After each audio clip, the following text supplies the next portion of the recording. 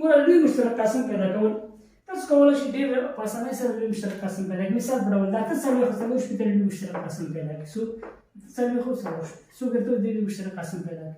د دې لوی مشترک قاسم د دې فرق سره مساوي دی. چې سره فرق سره څلور شپېته نه به اته څلوېښت شاته منفي کړي.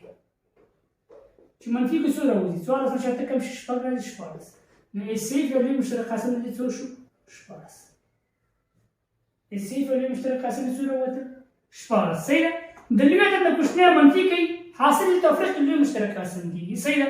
مثال په ډول څوک درته وایي چې د پنځه ویشتو او شلو لوی مشترک قاسم څو دی؟ پنځه ویشت نه چې منفي کې شل مساوي څو کېږي؟ پنځه. لوی مشترک قاسم څو دی؟ پنځه.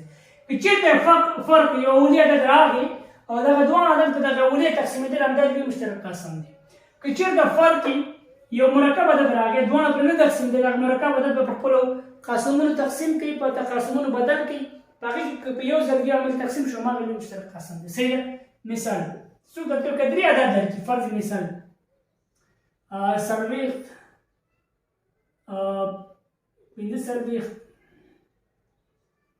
دېرش او پنځه څلوېښت لوی مشترک قاسم پیدا یا پنځوس څو پنځوس لوی مشترک قاسم پیدا د لوی عدد نه به کوچنی منفي کړي. پنځوس منفي څلوېښت مساوي څو کېږي؟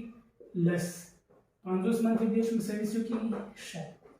او څلوېښت منفي دېرش مساوي څو کېږي؟ لس. په دې کې کوچنی فرق څو دی؟ لس. نو صفر څو راووت؟ لس. فرض مثال د ویشت او دوه دېرش لوی مشترک قاسم څو؟ دوه دېرش نه ویشت منفي کوو. څو منفي کوو؟ ویشت. چې منفي شي څو راوځي؟ فرق یې پنځه راوځي. اوس په پنځو باندې اولي عدد فرق راغی نه په ویشت تقسیمېږي نه په دوه دېرش. بیا به څه کوئ؟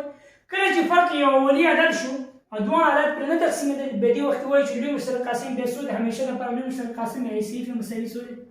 یو سل. صفر څو کېږي؟ یو سل. صحیح شو؟ دا ځان سره واخلئ. دا ولې شو